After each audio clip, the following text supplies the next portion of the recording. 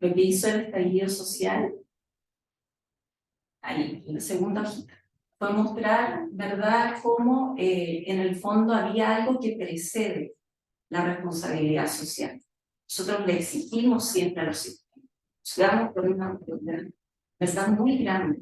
Creemos que el sistema tiene que responder por todo. Y no nos hacemos cargo de nosotros mismos. Y bueno, ahí surgió, ¿verdad?, toda esta temática. Y me di cuenta, ¿verdad?, que en todo sistema tiene que existir un orden. Y ese orden tiene una raíz, ¿verdad?, que de alguna manera la guía en mejoras. Esta raíz viene dada por nuestro mundo interno. Si nosotros logramos trabajar nuestra negatividad, o mal, o como quieran llamarlo, porque cada persona se conecta de una manera distinta, con aquello que llevamos dentro, es decir, con nuestra rabia, con nuestra culpa, con las frustraciones que tenemos, podemos efectivamente llevar al mundo algo mejor. Pero lo llevamos porque lo proyectamos en el ser, lo proyectamos desde nosotros mismos. Entonces dejamos de pedirlo a un sistema a alguien. Empezamos nosotros a ofrecer a un sistema lo que tenemos para dar. Pero para poder ofrecer lo que tenemos para dar, tenemos que depurar nuestro ser. Lo que ser se purifica. Lo que logramos alcanzar es el amor. ¿Por qué? Porque lo limpiamos. Limpiamos la rabia, limpiamos la culpa, limpiamos la envidia, limpiamos la codicia, limpiamos la identificación que tenemos en este plano con lo que somos. ¿Qué es lo que somos? Bueno, si le pregunto a cada uno de ustedes, me va a decir, yo soy Juan, soy médico, ¿verdad? Y hago tal cosa en común. Pero en realidad no soy ni Juan, no soy ni médico, ni hago tal cosa en este mundo, soy un alma. Es mucho más profundo. Y cuando yo me empiezo a mirar desde esa condición, puedo mirar a un otro en esa misma condición. Yo te tengo al frente, y yo no estoy viendo, ¿verdad?, una persona que se llame X, estoy viendo un alma que me está observando. Desde ahí, ¿verdad?, todo puede empezar a cambiar. Porque en el fondo lo que hice fue hacerme responsable de mi propio ser, primeramente. Y lo que hice fue empaparlo del amor.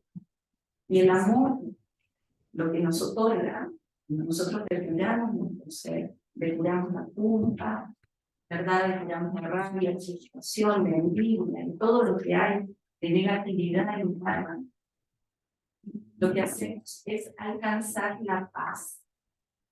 Es, en el fondo, cuando purificar el ser implica alcanzar el amor, abrir la conciencia porque nos damos cuenta de algo. Y el regalo que nos ofrece el amor en el interior es el regalo de la paz. Este es un congreso que lo que está procurando es ver de qué manera podemos asentar la paz en el mundo. Y lo buscamos siempre si observamos desde la fuera. Estamos viendo cómo crear sistemas sociales, cómo crear políticas públicas para poder asentar la paz. No vamos a la raíz del mal. La raíz del mal está en el corazón humano.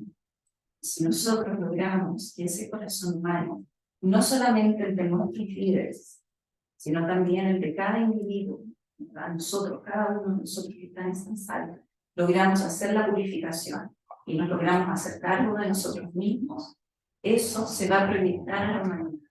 Y se va a proyectar en nuestro entorno inmediato, en la familia, se va a proyectar con nuestros amigos, se va a proyectar en nuestros lugares de trabajo, ¿verdad? Y nosotros nos vamos a transformar en un ejemplo de la paz en el mundo. Si Hitler hubiese trabajado su ego, si hubiese trabajado su mal, no hubiese existido la consecuencia de más de 7 millones de personas muertas. No existiría hoy día un Putin, ¿verdad?, en Rusia, en Ucrania, en guerra. ¿Por qué? Porque nadie ha destronado su ego. El ego, ¿verdad?, en nuestra mente, ¿sabes?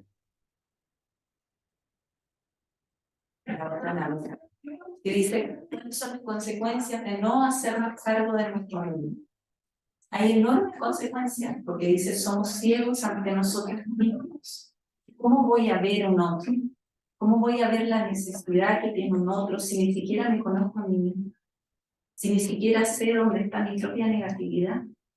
Juzgar es tremendamente fácil. para nosotros. Apuntar con el dedo es lo más fácil que hay, pero el enemigo verdadero que nosotros tenemos está en el interior del ser humano. He escuchado a muchos colombianos, es impresionante lo que viven a través de su conflicto interno, de la guerrilla, ¿verdad?, que tienen en Colombia.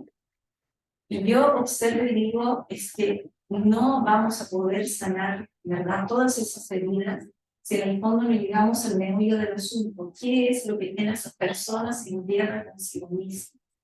¿Y por qué la traspasan al mundo exterior? ¿Qué tiene ese guerrillero anclado en su cárcel, ¿verdad?, en el fondo de su corazón? ¿Qué moviliza su corazón? Quizás no conocemos su historia. Quizás esta persona se sintió no vista en su infancia, se sintió no atendida, fue abandonada. Cuando eso ocurre, lo que ocurre en nuestro corazón es que se llena de paz, se llena de descontento y siento que no encajo en el mundo. Entonces la manera de poder muchas veces ser vista en ese mundo es repudiando el mundo. Y llego a la guerra, porque quiero ser vista. Entonces, tenemos que ir siempre a la raíz del miedo, a la raíz del mal, para poder efectivamente trabajar eso en nosotros. El ego toma el mando. Cuando el ego toma el mando, el ego es un motor. Nunca lo vamos a poder destronar porque convive con la humanidad. Pero una cosa es que dirija el barco y otra cosa distinta es que el ego, ¿verdad?, esté al lado de nosotros sirviéndonos. ¿Y a qué va a servir el ego? El ego es esta mente que enjuicia todos los luces que nos identifica con un personaje en este plano. Y eso genera autoengaño, porque nosotros no somos lo que el ego nos cuenta de nosotros mismos. Es cuestión de ver en el ejemplo de vida que nosotros vamos a decir, en realidad a los 20 yo me percibía de una manera y hoy día tengo 40 y me siento una persona distinta. Eso ocurre porque obviamente hicimos una indagación de nosotros mismos que nos mostró que nosotros éramos mucho más que aquella imagen que concebimos a los 20 años.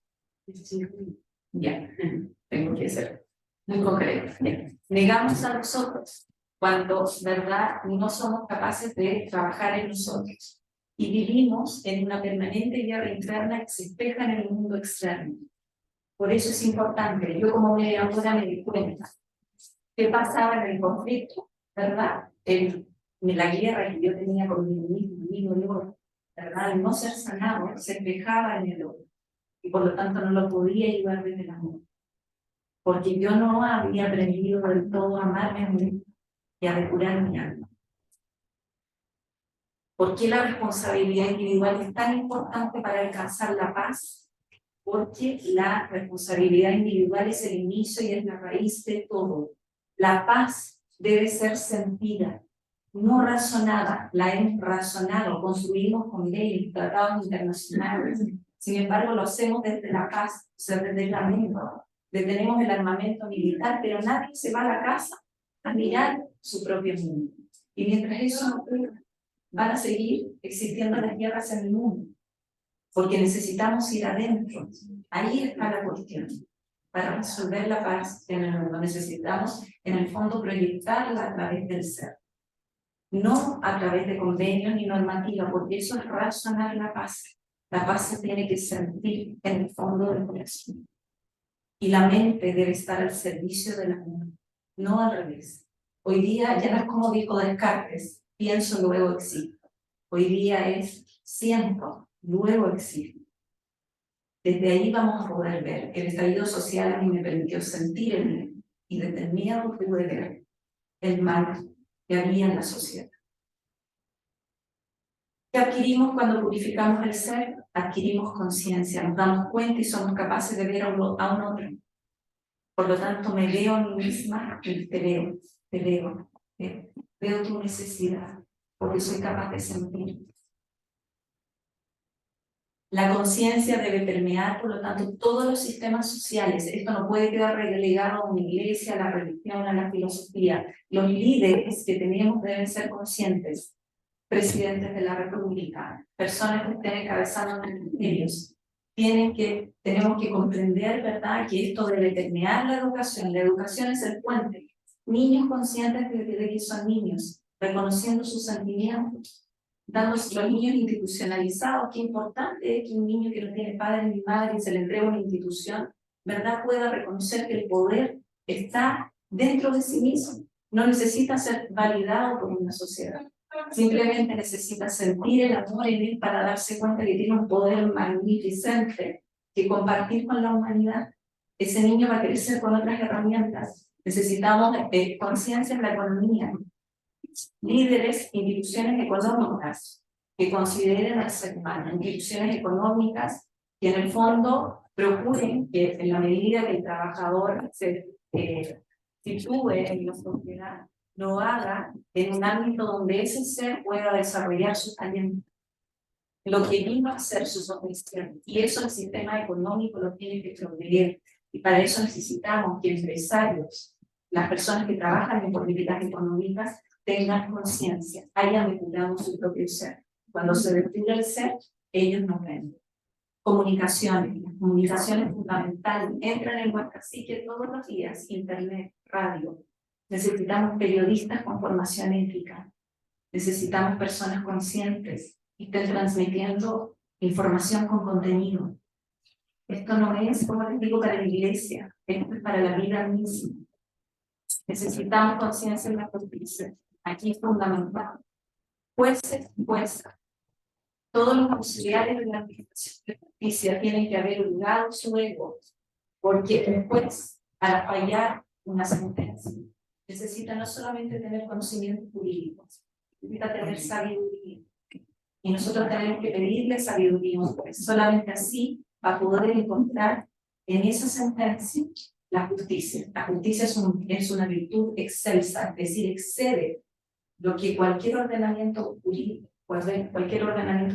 normativo quiere instalar, porque pertenece al orden divino. Por lo mismo las leyes mutan, porque nos damos cuenta, ¿verdad?, que dame 30 segundos. Y lo último, respecto de la justicia, es que debemos modificar nuestro sistema de justicia actual. No puede ser que sigamos, ¿verdad?, teniendo los tribunales como primer sistema de justicia cuando necesitamos que el ser humano recupere el diálogo y el poder de resolver sus conflictos se le devuelva. Para eso cada individuo tiene que ser consciente y madurar emocionalmente para tener la capacidad de conversar. Concluyo con eso, entonces, que la última cita no es con conocimiento, sino con conciencia, y no es a través del amor, es a través del amor, que la paz será hallada en el mundo. Eso. Muchas gracias. Damos las gracias.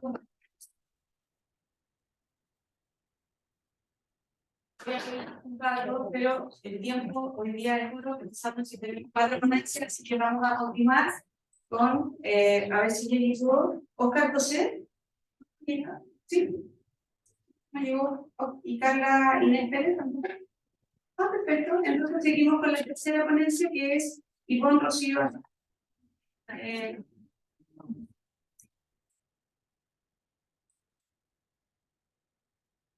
¿Está bien? Sí. Claro,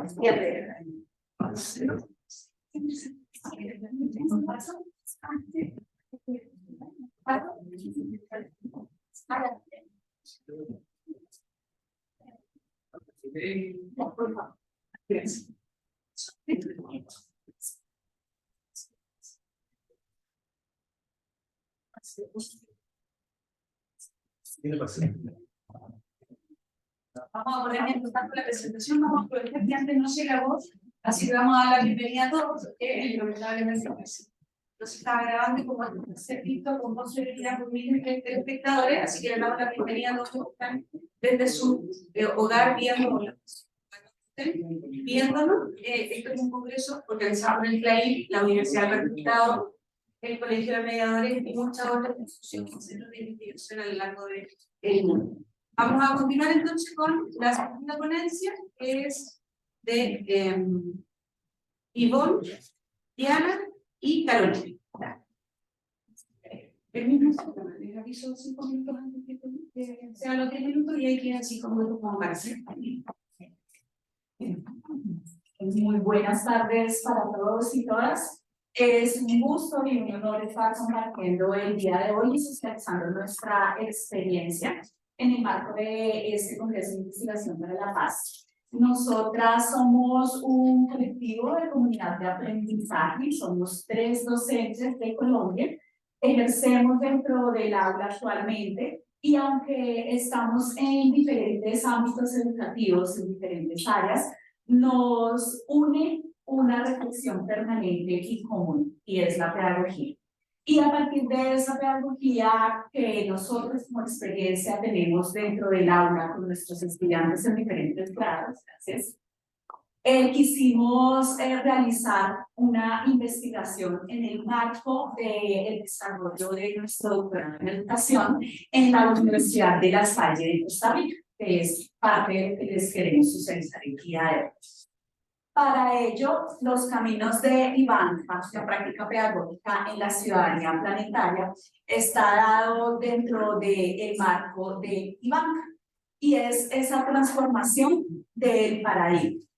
Ivanka nominalmente da cuenta de las 2 primeras letras iniciales de nuestros nombres, Ivonne, Andrea y Carolina. Ivanka es un personaje que nosotros quisimos representar a través de ese ejercicio doctoral de reflexión que hemos estado realizando en el transcurso de toda la práctica educativa. Y dentro de esa reflexión, Ivanka es una libélula que está ejerciendo esa búsqueda y esa permanente reflexión que realiza dentro del inicio, durante y el post del desarrollo del ciclo permanente educativo. Dentro de este desarrollo de Ivanka, ha trasegado, ha volado y se ha transformado. Y el día de hoy les queremos compartir esa transformación desde la ciudadanía planetaria. Aquí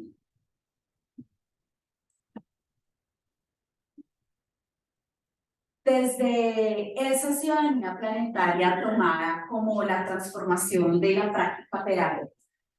Para nosotras siempre ha sido muy importante que, pese a que estemos dentro de diferentes áreas, Andrea está desenvolviéndose desde el área de química, Carolina desde el área de ciencias sociales y quien les habla desde primera infancia, cada una ha tenido siempre una reflexión por el mejoramiento, por el aporte y por esa transformación que debemos dar en el aula, dentro del aula, y no solamente para nuestro ejercicio docente y para nosotras pedagógicamente, sino para nuestros estudiantes, para nuestros niños, niñas y jóvenes dentro del aula. Y cómo se reconoce la necesidad de una conciencia planetaria, que políticamente para nosotras es importante que trascienda la forma de cómo los nacionalismos determinan fronteras y establecen un nosotros diferenciado dentro de ese proceso, que no sea excluyente para pensarse y que como comunidad en el planeta Tierra se piense como ese proceso que va a aportar, y no solamente aportar a nosotras, a nuestra práctica, sino dentro del ejercicio pedagógico en el aula. Y cómo se hace necesario que en ese ejercicio se eduque y al ciudadano y a esos estudiantes que acompañamos permanentemente para vivir y actuar en complejos escenarios. Y que dentro de la ciudadanía planetaria se permita una educación que permita que se traduzca en una visión de polis en la escuela.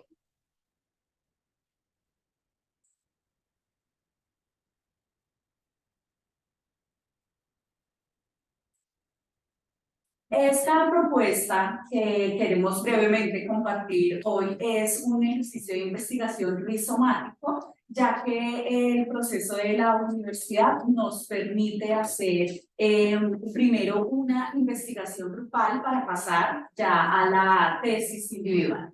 Y ese es el resultado de ese proceso rizomático grupal de transformación pedagógica que se centra en la reflexión desde la apuesta epistemológica del doctorado. Y es esa búsqueda del saber a partir de la metamorfosis. Bien, entonces, como se menciona, el proceso rizomático es parte de la candidatura doctoral y busca un trabajo colaborativo en búsqueda de precisamente un problema que sea a posteriori relevante para la investigación pedagógica. En nuestro caso, a partir de la propuesta de la libélula, se han recorrido diferentes marcos teóricos para llegar a una puesta práctica, precisamente en las comunidades que nosotros impactamos en nuestro ejercicio docente. Nosotras estamos trabajando desde hace varias décadas con comunidades vulnerables de Bogotá, en diferentes localidades, con población que tiene diferentes necesidades que requieren un afianzamiento de lo que nosotros estamos impactando socialmente. Para ello, pues hemos revisado teóricamente algunas perspectivas que nos han servido para hacer una apuesta metodológica frente a la transformación de la práctica de enseñanza. Pues muy importante, por lo que mencionaba la ponencia anterior, un cambio individual en la práctica de enseñanza del docente va a ayudar y a permitir hacer un cambio real en las aulas y en las propuestas de los estudiantes que nosotros impactamos. En ese sentido, entonces, tenemos una propuesta desde el pensamiento complejo, también apostando a una crítica del paradigma de la simplicidad, que es donde curricularmente generalmente se han puesto los planes de estudio de nuestras áreas, y lo que queremos es hacer una posición de la transformación desde el paradigma de la simplicidad al pensamiento complejo, puesto que el pensamiento complejo precisamente quiere dar una metodología desde la práctica de sí. Para ello también hemos apoyado nuestra propuesta en la física cuántica, teniendo en cuenta la particularidad de la perspectiva de la onda y la partícula, vista desde las posiciones de los seres como compuestos de átomos, pero más allá de lo que dice Galeano, es una apuesta real del paradigma del cambio propio del ser humano. También nos hemos apoyado en la propuesta de Maturana y Varela, precisamente chileno, en la perspectiva de la autopoiesis y en la autoorganización para llegar a la autonomía. Si bien esta propuesta es un orden biológico-cultural, es muy pertinente para la pedagogía, puesto que nos ayuda a hacer una reivindicación de las propuestas de las políticas educativas, que en el caso colombiano, desde nuestra perspectiva están muy bien planteadas teóricamente, pero que en la práctica pues tienen ciertas restricciones por las necesidades propias, y más en los contextos en los que nosotros manejamos, que son en muchos casos estudiantes con diversas condiciones sociales, incluyendo las actores o estudiantes hijos de actores del conflicto actual colombiano.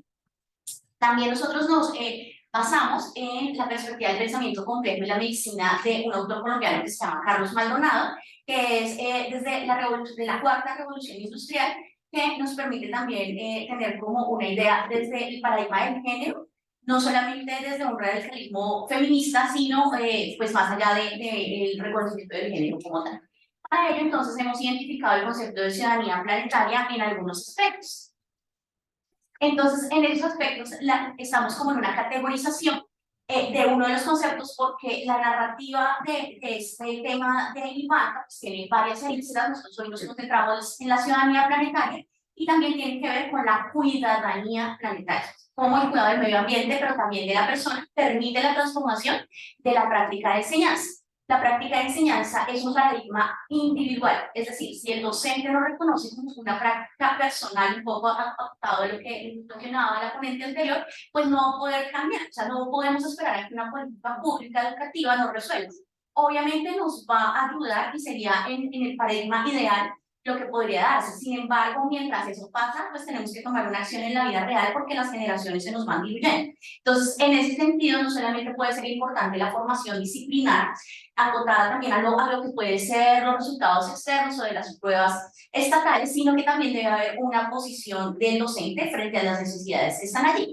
Entonces, estos pasos para la ciudadanía planetaria están acotados a esa transformación de la práctica pedagógica, de la práctica docente, entendida como una reevaluación de los conceptos. Y esto nos ha permitido a cada una de nosotros tomar una decisión de la investigación de tesis doctoral que está desarrollando. En el caso, por ejemplo, de Andrea, se ha enfocado a la educación ambiental, en el caso de Ivonne está referenciada a la evaluación, y en mi caso a la sociopoiesis, enfocada a las políticas públicas de las ciencias sociales. O sea, se busca un aporte curricular, pero mientras tanto, ¿cuál es esa reflexión pedagógica individual de sí mismo. Para ello, hemos establecido una metodología de perspectiva cualitativa enfocada en la experiencia del sí, que es de un autor llamado Jorge La Rosa, que retoma un poco también el pensamiento complejo, no solamente desde Morán, sino desde Maturana también, y busca salir desde la experiencia y la observación, pero la observación no dada solamente desde lo antropológico como una observación participante, sino la observación de segundo orden. La observación de segundo orden tiene que ver también cómo los observadores observan a los demás. Entonces es un poco esa perspectiva cualitativa que nos permite mirar y traspolar esas miradas de los docentes con un rol jerárquico, sino que también debemos tener un rol horizontal y al reconocer que así sean estudiantes de muy corta edad, de primera infancia, o estudiantes adolescentes, tienen un saber del cual el docente debe tener también un alimento para su quehacer y para sus decisiones como tal. Entonces, en ese sentido, la complejidad nos va a permitir tener una reivindicación con los estudiantes en el sentido de un pensamiento menos formal para llegar a la complejidad. Bien, en ese orden de ideas, concretamente el ejercicio realizado es un ejercicio de introspección de cada una de nosotras como docente en el aula. Y formulamos qué hace cambiar a Iván. Dice, la protagonista Ivanka empieza a tener una perspectiva de análisis del otro, buscando su naturaleza, su partícula y su ser a través de las voces de teorías, experiencias y nuevos recorridos.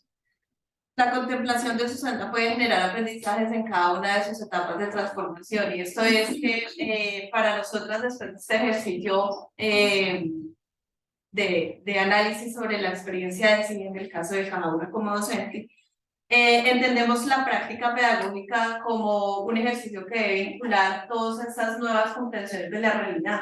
Nosotras fuimos docentes formadas hace 25 años y la realidad que afrontamos hoy en día en nuestras aulas es completamente diferente. Sobre todo la comprensión de la realidad que está menos normada y está más abierta, dando el espacio necesario espacio a la diferencia. Entonces, tendremos que pensarnos desde una perspectiva intercultural, ¿cierto? Que ponga en diálogo las presencias culturales que coexisten allí, sin establecer jerarquías en las formas de acceder al conocimiento, sino haciendo confluir en un diálogo. Tenemos que pensarnos en esa ciudadanía planetaria como una consideración del ser humano como parte de la naturaleza y no como el dueño, ¿cierto? Que debe dominar, que debe explotar, sino como una parte de todo. En realidad somos como los demás seres vivos y en esa medida tenemos unas responsabilidades en esa existencia en este planeta que no debe ser ajena a la realidad de la escuela. También para en ese diálogo con los estudiantes comprender que las acciones de nuestra cotidianidad tienen una incidencia en todo eso, aquello que nos constituye, ¿no? Las relaciones interpersonales, el ámbito, en diferentes ámbitos como la familia, la escuela y lo que va a pasar más adelante con ellos en sus construcciones de vida.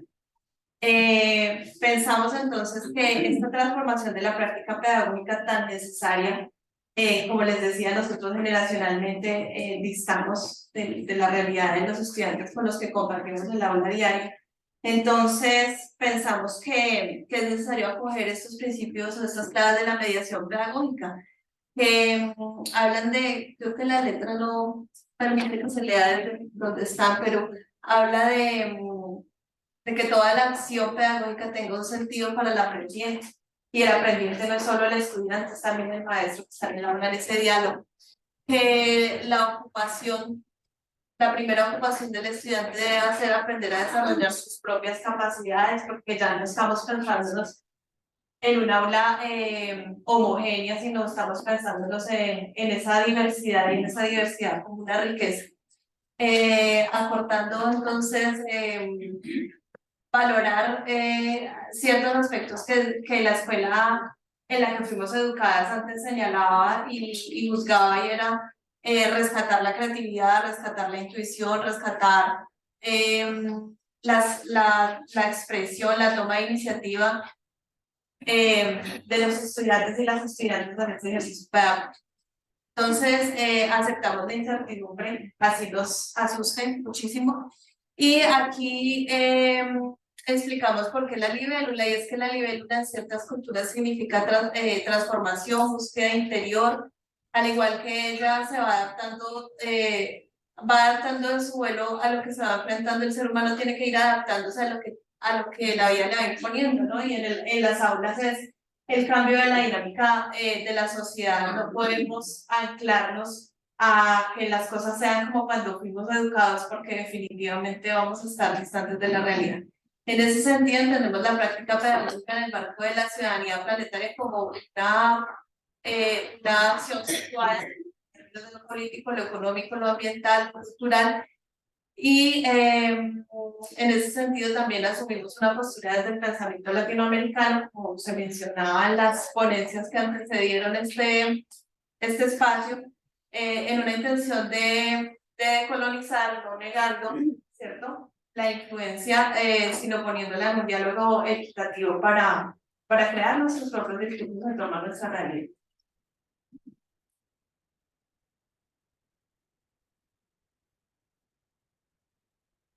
La comunicación nos pasaba el tiempo, pero la verdad fue 2 minutos. Y ahora viene la tercera exposición, es con Mónica Romero y Luisa Andrea Vergara. Pásenme adelante. ¿Pero su exposición? Que sí. Gracias. Muy bien. ¿Baja? ¿Está bien que lo proyecte así o el PPT tiene un texto? No, así está bien. Ah, ya. ¿Quieres bajar? Ay, así que Mónica, a los 5 minutos, o cuando te queden, a los 10 minutos paso hablando, te van a quedar. Ah, bueno, listo. ¿Está bien? Siempre quieres que te pongan. No, bueno, buenos días para todas, todos, todes. Hoy venimos a presentar con Judy una experiencia que es muy transformadora y ha cambiado también diferentes maneras de ver y percibir el mundo en la región de Urabá y tiene que ver con lo que venimos haciendo con Fundación Poderosas, que es un programa de educación sexual integral. Y se preguntarán por qué trajimos una experiencia de educación sexual integral a un panel de Derecho y Justicia, y precisamente tiene todo que ver, es que cuando tocamos la educación integral estamos hablando de acceso a derechos humanos y estamos hablando de temas de justicia social, y que al abordar la educación sexual integral desde el enfoque de derechos y de género, podemos también disminuir muchos índices de violencia y podemos bajar cadenas de exclusión en nuestros territorios. Para eso, queremos hacer un pequeño ejercicio con todos y todas ustedes y es que les vamos a pedir un favor. Vamos a cerrar los ojos. Cuando cerremos los ojos, yo les voy a dar como una pregunta o una afirmación y si les ha pasado, van a levantar la mano. Entonces, vamos a cerrar los ojos.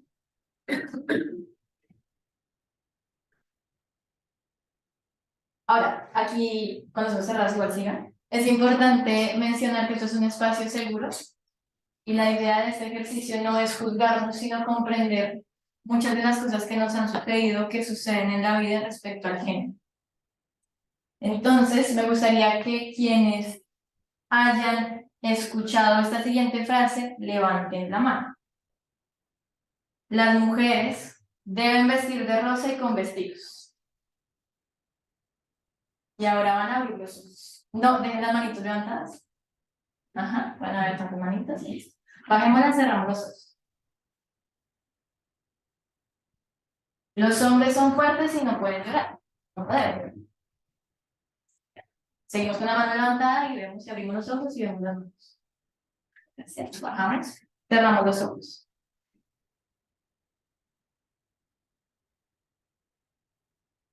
Si un hombre es afeminado, significa que es gay. Abrimos los ojos. ¿Lo puedes volver a repetir? Si un hombre es afeminado, significa que es gay. Cerramos los ojos. Si eres madre, sirves para cuidar a tus hijos. Abrimos los ojos. Cerramos.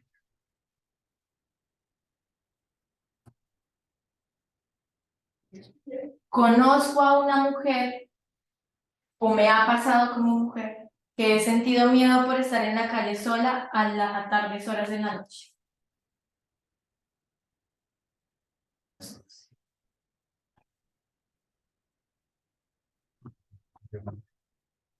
Ya para finalizar este ejercicio, la última, cerramos los ojos. Conozco a una mujer que por quedar en embarazo a temprana edad ha tenido que interrumpir sus estudios. Cerramos.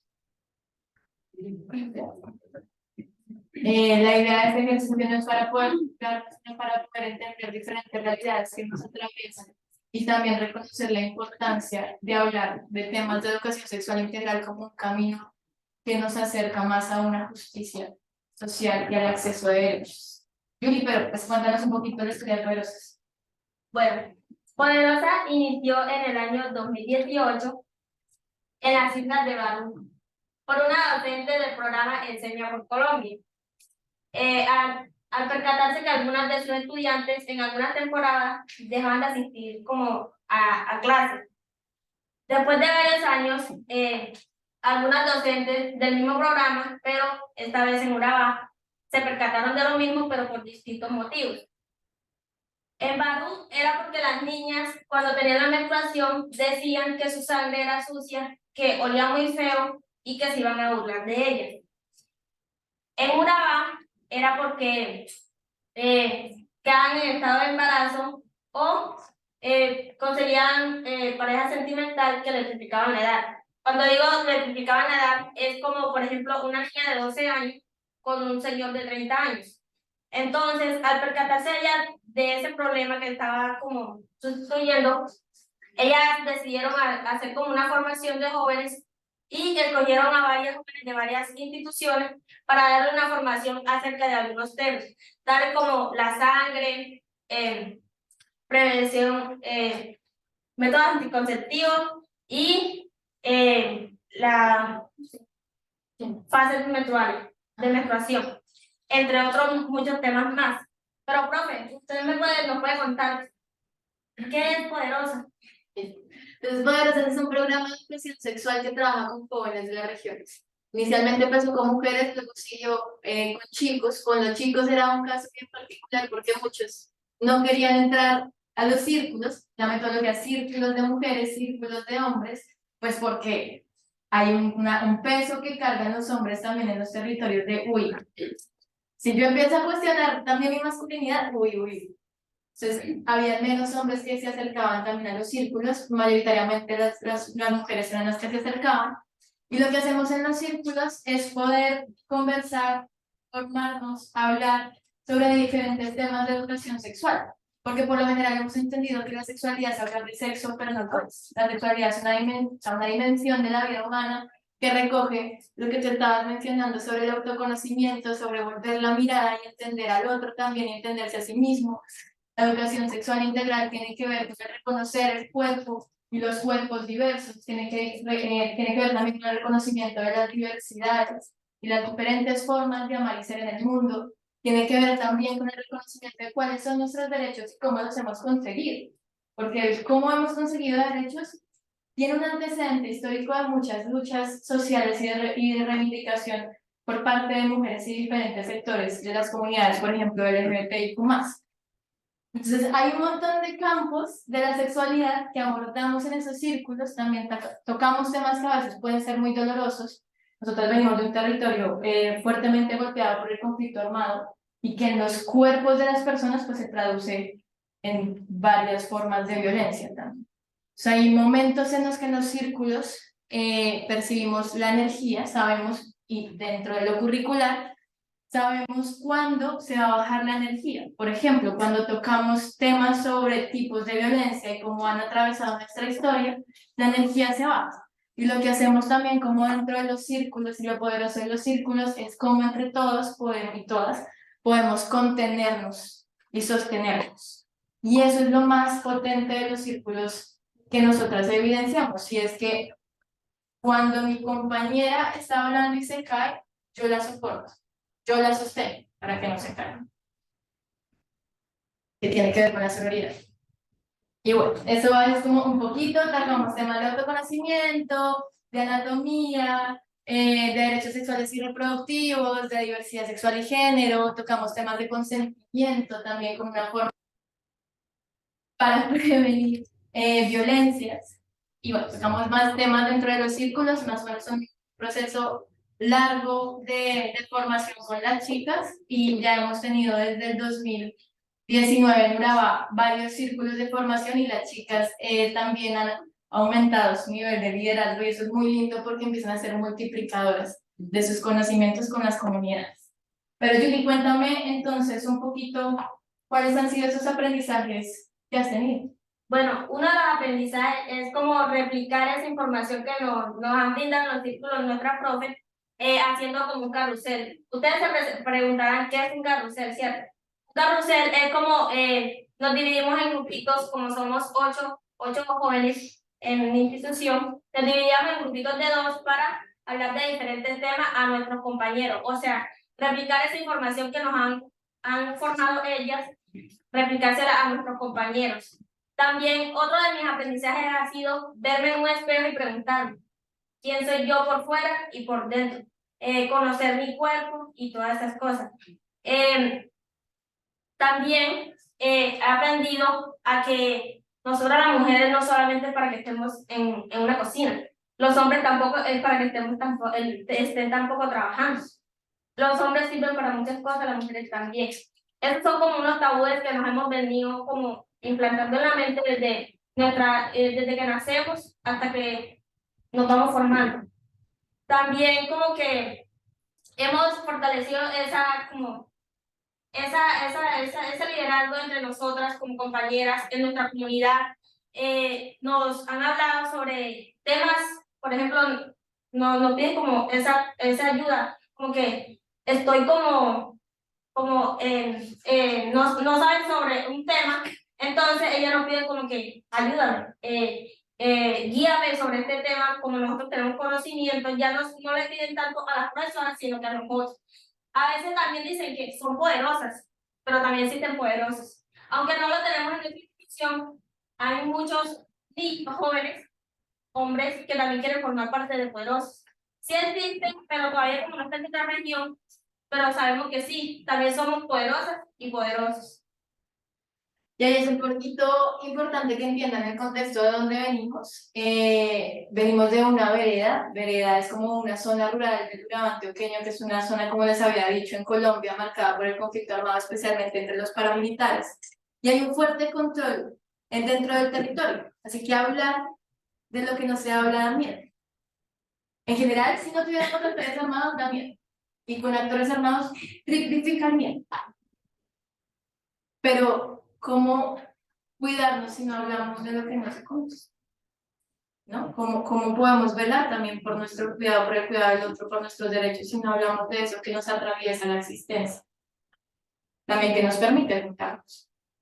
Porque esto no es una vaina entre dos polos opuestos, sino precisamente la educación sexual integral nos permite reunirnos, a conversar, a cuestionarnos y a interpelarnos. Yuri, pero ahí también ya como para ir cerrando, me gustaría que nos contaras qué ha transformado en ti estar en Poderosos. Bueno, estar en Poderosa me ha transformado totalmente, porque cuando inicié, como que ese miedo de contar mi historia, era como, no, o sea, cuando estábamos en los círculos, por ejemplo, nos hacían preguntas, entonces nosotros como que nos quedamos calladas, no abogábamos, entonces en el transcurso desde que iniciamos hasta que terminamos la fase, somos como totalmente diferentes porque ya no nos da miedo hablar de lo que no se habla, sino que ya aprendemos como a confiar mucho más en nosotros y a confiar mucho más en nuestro grupo y en las demás personas. Entonces eso es como una satisfacción a nosotros mismos y hacia las demás personas. Además, desde que nosotros ejercemos Poderosa en nuestra institución, han disminuido los embarazos y han habido como más esos procesos de aprendizaje entre nosotros mismos, como que nos cuidamos, no dejamos de ir a las clases porque tenemos la meditación, sino que vamos. Entonces, eso es muy bonito, uno ver que antes como en nuestra institución había muchos embarazos a temprana edad, ellos han disminuido a uno. Entonces, es como muy bonito uno contar esa experiencia de nosotros mismos, poder replicar esa información. Y ahí es lindo también saber que nuestra historia está marcada precisamente por el miedo a ser y a existir y a sentir distinto, que está marcada por un dolor de la violencia hacia las mujeres que la vemos en nuestras sociedades latinoamericanas, que también cargamos un dolor profundo de las formas como se nos han impuesto que debemos ser o deben ser los hombres. Entonces, es una historia cargada de dolor, pero en medio de todo hay un montón de esperanza y la potencia que tienen nuestros jóvenes, que tenemos como jóvenes también para acercarnos a hablar de aquello que quizá no hemos hablado y empezar a sacar la voz y fortalecer nuestro poder de decisión dentro de la vida, pues nos va a permitir también ir transformando ese mundo y poder cambiar eso que decimos ahí, de educar para cambiar la inequidad, la violencia y el dolor por la decisión, el placer y el amor. Y para cerrar, me gustaría que hiciéramos en Poderosa, siempre hacemos esta oración al finalizar los círculos. Entonces, yo la digo y ustedes repiten después de mí. Entonces, somos mujeres. Somos mujeres. Somos hombres. Somos hombres. Somos latinoamericanas y latinoamericanas. Somos latinoamericanas y latinoamericanas. Por los que estuvieron, las que estuvieron. Por los que estuvieron, las que estuvieron. Por las que están y por los que están. Por las que están y por los que están. Por las que vendrán y los que vendrán. Por las que vendrán y los que vendrán. Por sus derechos. Por sus derechos. Que son los nuestros. Por lo que nos une. Por lo que nos une. Ayer. Hoy y siempre. Poderosas y poderosos. Poderosas y poderosos.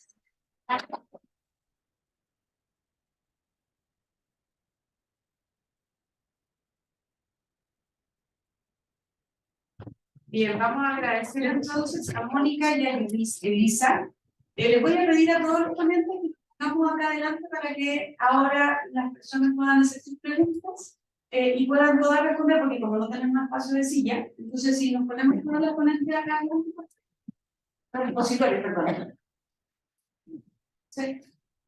Y pueden levantar la mano para que quieran hacerle preguntas. Si podamos la pregunta, no sé si alguien quiere, porque por tiempo estuvimos muy limitados, si alguien quiere dar alguna idea como final de su... Ya, entonces vamos a la pregunta. Ahí está, me parece que tú habrías pensado la pregunta. ¿A quién le dijo? Bueno, primero felicitar en general a todas, ¿vale? Porque si bien es cierto, desde el día de ayer y en el transcurso de toda la mañana hemos visto diferentes temáticas y nos hemos reunido todos y todas a intercambiar, me gustó mucho este panel porque nos sacó del área fría de la investigación y nos llevó al área de la paz personal, ¿no? Y que como lo hemos venido repitiendo en diferentes paneles, los que ya nos tocó exponer, pues tiene que haber un equilibrio, ¿no? Y como bien decía, si no partimos del yo, no podemos hacer lo que queremos lograr. Entonces, de verdad, muchas felicidades, excelente panel. Específicamente me voy a ir, quisiera hablar preguntar todo de todo, la verdad, pero me voy a ir con Poderosas por una duda muy concreta. Sé que desde que nacemos, hombres y mujeres podemos desarrollar esta capacidad de vernos como poderosos o poderosas, pero específicamente desde qué edad están trabajando en los círculos lo ligo un poco con, en tu experiencia como profe, como te dice Yuli, ¿cuáles son estas condiciones mínimas de razonamiento, comprensión, interrelación, interpersonal, etcétera, que se requerirían como para replicar estos modelos y llevarme un panorama desde qué edad puedo empezar, qué necesito, etcétera? Gracias. En Poderosas, más que todo, los círculos que hacemos con mujeres y hombres los podemos abordar los hemos abordado desde los 11 años hasta los 20, o sea, como de hecho hemos tenido diferentes estilos de círculos. Si son círculos más juveniles dentro de instituciones educativas, los hemos abordado más desde los 11 hasta los 20 años. Cuando queremos hablar de educación sexual integral con niños, lo hacemos, y con niñas, pero de una forma distinta, porque la metodología del círculo, al ser temas también ya muy puntuales de identificación de tipos de violencia, de mirar también colectivo, de sororidad, lo hacemos con una metodología distinta. Cuando son de niños y niñas, nos basamos mucho en la literatura. la literatura para reconocer las emociones, y a partir del reconocimiento de las emociones empezamos a abordar diferentes temas de la educación sexual integral, incluso la tipificación de las violencias, pero no tan directo, porque sabemos también eso, lo que nosotras también queremos es generar acciones, pero no con daño. Entonces, eso es importante al momento también de trabajar más con niños o primera infancia. Entonces, nos basamos también con la literatura y como las diferentes formas de expresión pedagógica, tipo el dibujo, el arte. Y hemos también hecho círculos con mentores o mentoras, que ya son personas más grandecillas, que quieren formarse como mentoras o mentores para poder multiplicar esos conocimientos dentro de sus contextos, sea instituciones educativas o sea cualquier contexto en el que se encuentren. Tenemos eso. Perfecto, felicidades. Bien, ¿alguien más quiere hacer alguna pregunta? Hola, yo soy Pedro Díaz. Quería felicitar a las poderosísimas, porque quizás aquí, por ahí la mayoría son mujeres.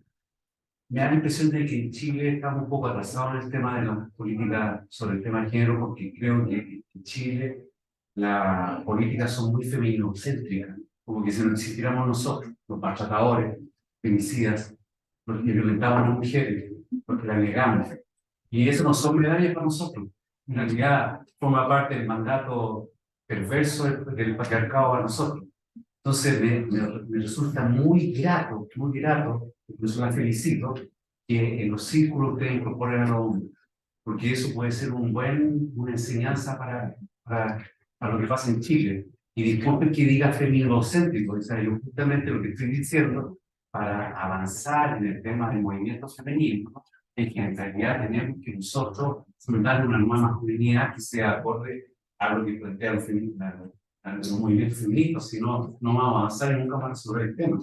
Entonces me resulta pero tremendamente valioso, muy hermoso incluso, de que ustedes incorporen a los hombres, porque los hombres forman parte también del problema, es evidente.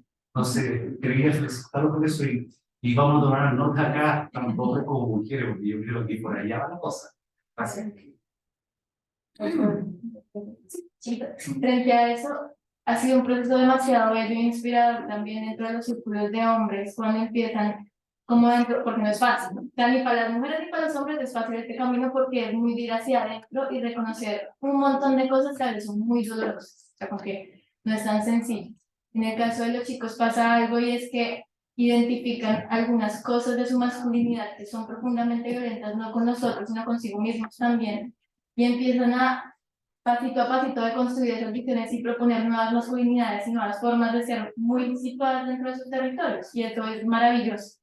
Y yo también siento que ese camino de diálogo, de reconocimiento de lo que nos atraviesa a todos es fundamental, precisamente para pensarnos una sociedad distinta, aunque no lo podemos hacer ni solas ni solos, necesitamos de esa multiplicidad de diversidades que nos constituyen a todos, y a todas y a todos.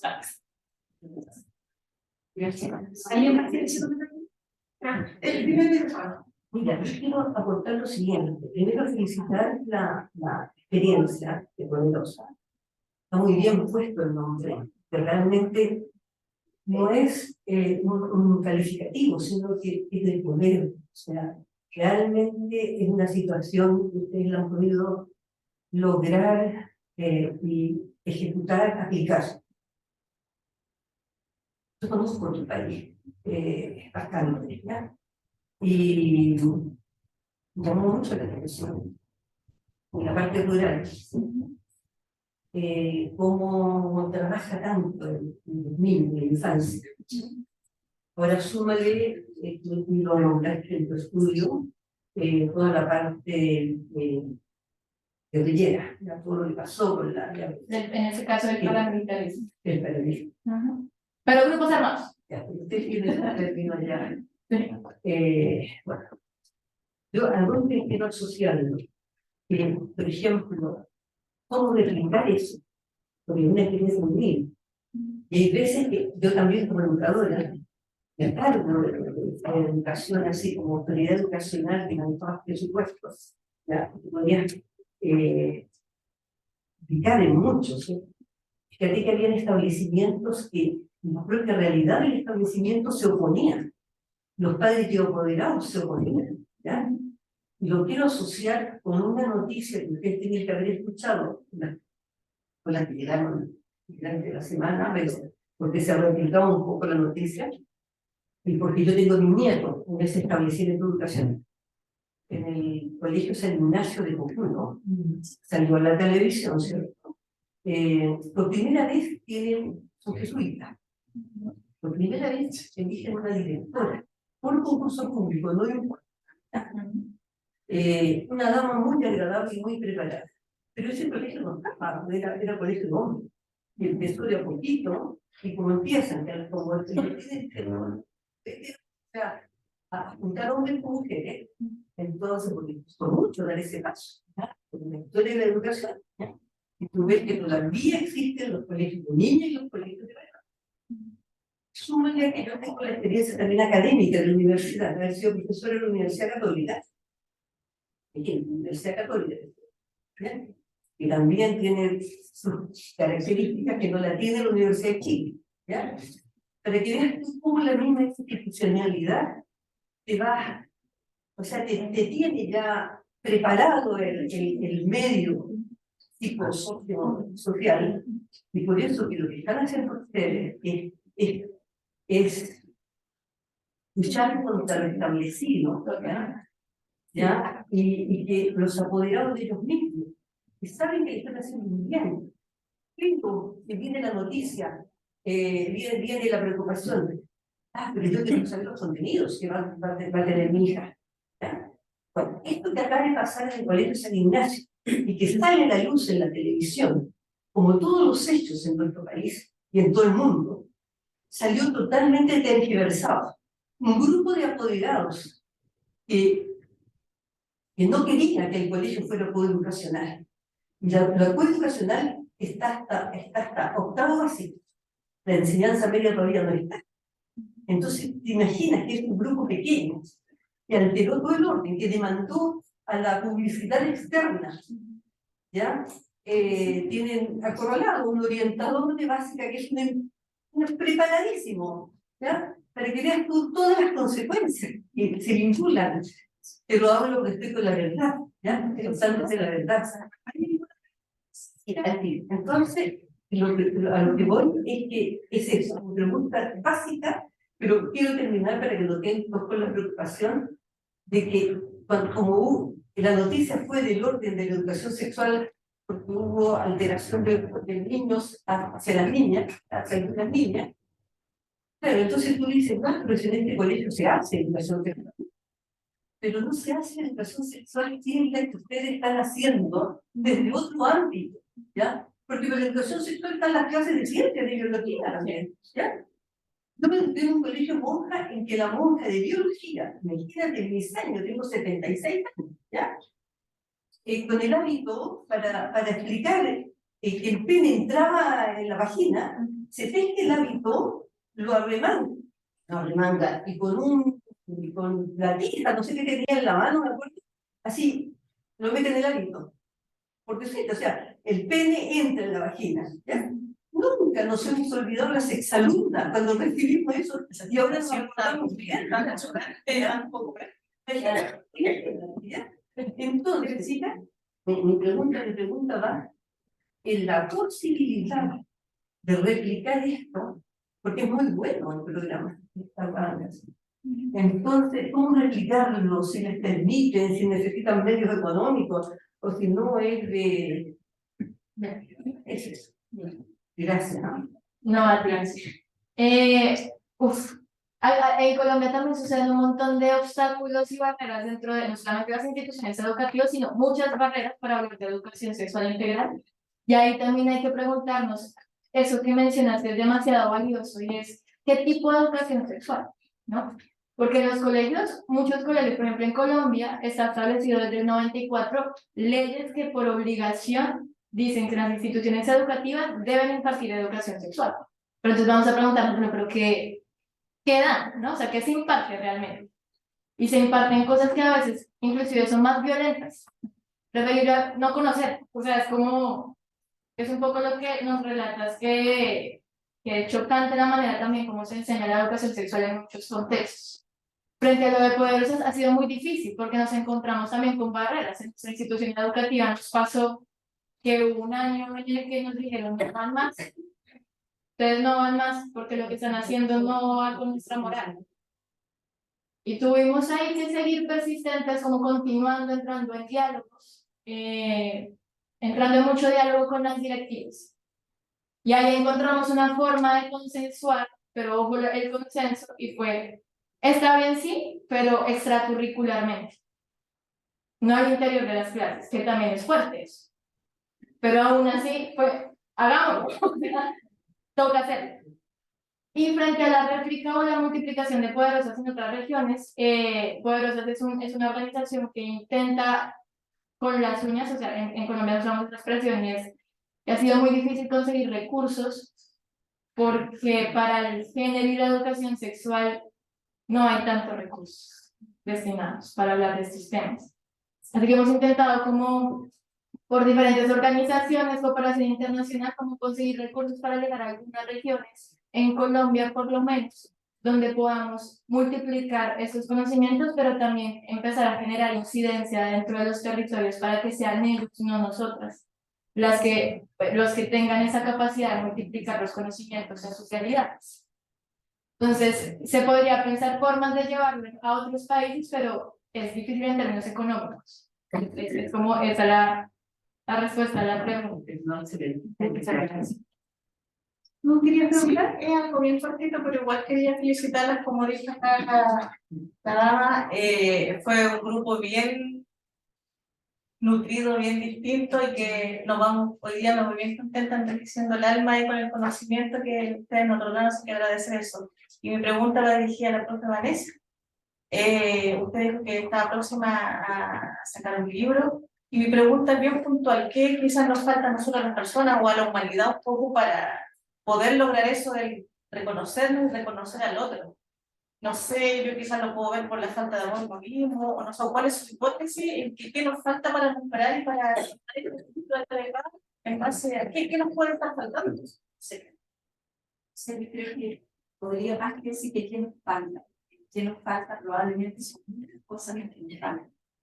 Pero el camino, y yo creo que para descubrir qué es lo que de manera individual nos falta a cada individuo, que cada uno tiene su propio trayecto, ¿verdad? Su propio proceso evolutivo y cosas que trabajar. Yo creo que viene dado desde la voluntad. La voluntad tiene que ser un motor en nosotros para poder decidir entrar en nosotros mismos. Y luego de la voluntad se requiere coraje. Entrar al inconsciente, entrar al propio ser, para conocernos, no es un acto fácil. La psique esconde mucho. Entonces, necesitamos como primer camino, ¿verdad?, el tener la determinación, el adquirir esa conciencia de que en realidad, si yo me hago responsable, yo repercuto en el colectivo. Por lo tanto, no es el bien solamente para mí.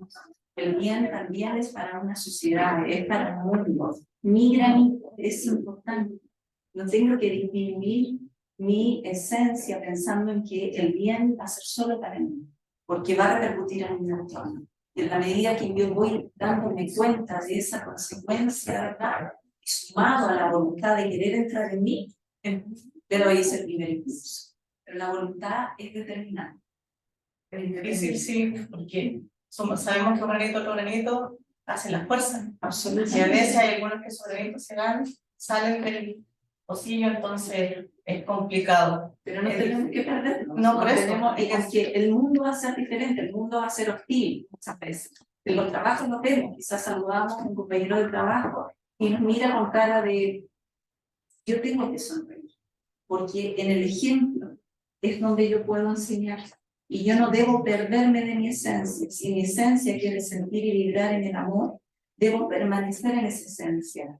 Porque en el fondo a quien satisfago y a quien honro es a mi propio ser.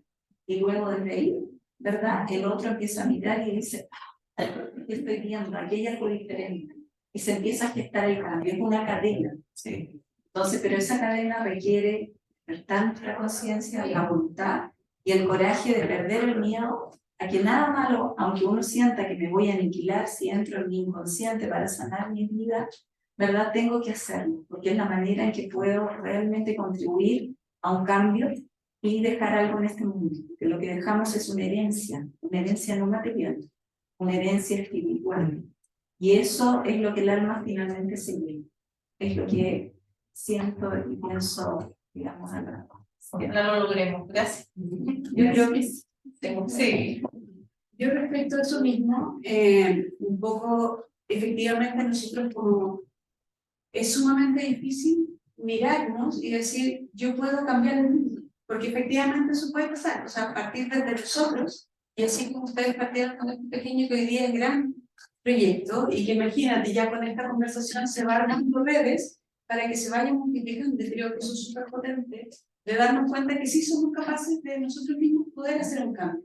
Ahora desde ahí me gustaría preguntarte a ti, ¿cómo crees tú que como país, con todas las características que Chile tiene, podemos entregar como una luz para que podamos hacer este cambio y que las personas puedan entender que cambiando tú pueden cambiar el mundo? Bueno, yo creo que recojo un poco la línea de todas, yo creo que es como la educación es el camino. No hay otro camino porque tenemos que permear los sistemas sociales. Uno es lo que hacemos nosotros individualmente. De aquí cada uno observarse qué pasa conmigo, qué pasa con mi vida, cómo siento, qué pasa cuando alguna situación externa ocurre, cómo se mueve el mundo, cómo lo somatizo. Eso es un camino. El otro camino es que efectivamente los sistemas educativos tienen que obviamente traspasarlo a la etapa escolar, en las universidades. O sea, es una cuestión que la educación es la que va a permitir permear los sistemas sociales y establecer esta nueva conciencia. Y eso, ¿cómo se llama esto? Hay que gestarlo. Hay que justamente hacer este tipo de congresos donde se pongan estas cosas en la palestra. Ustedes en su trabajo, en su entorno, ponerlo en la palestra. Y en ese boca a boca, en ese sentir, en esa demanda social, los líderes van a tener que escuchar. Van a tener que escuchar porque hay una necesidad humana que necesita ser resuelta. Y la mente, como estamos en esta guía, ponemos la mente.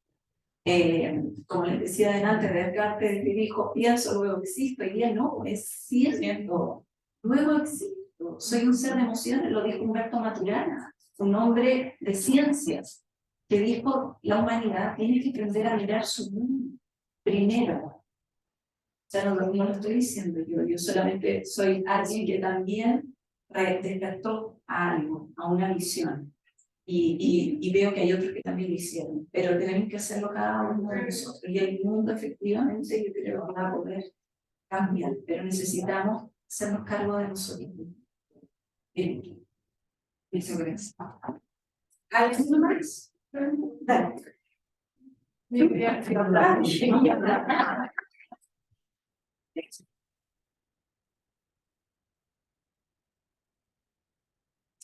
gustaría antes de terminar preguntarle a ustedes ¿qué les llevó a hacer todo este como, camino de la libertad? ¿Cuál es su camino? En esto, así como bien cortito, como para reducir y entender un poco cuál es el fin de esta presentación que nos gustaría. Bueno, yo creo que finalmente es un poco relacionar los hitos autobiográficos que como docentes hemos debido recorrer.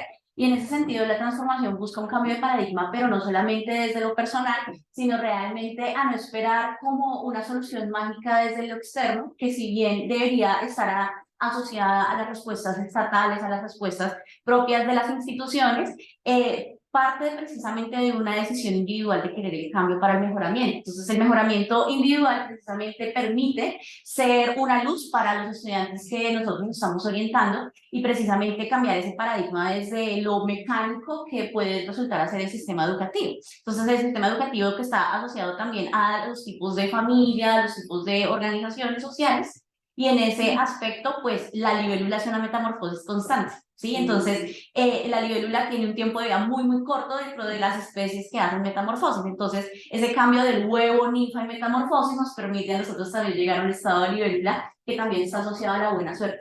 Entonces, también es como esa finalidad. Perfecto. Muchas gracias. Oye, agradecer a todas las ponencias, vamos a dar un aplauso.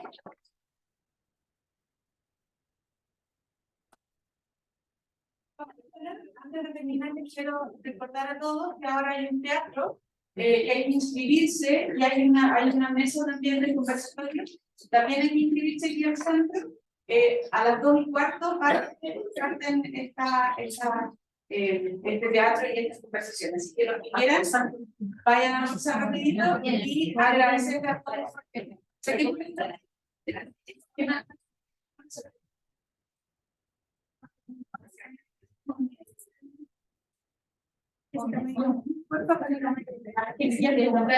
Sí, pero no dijo nada.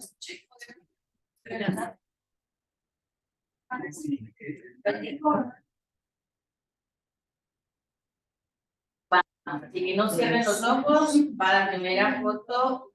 Espero que haya salido. Y no me muestra.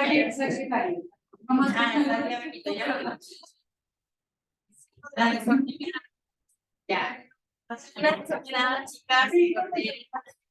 Eso, que es para alimentar la espiritualidad. Así que, revisa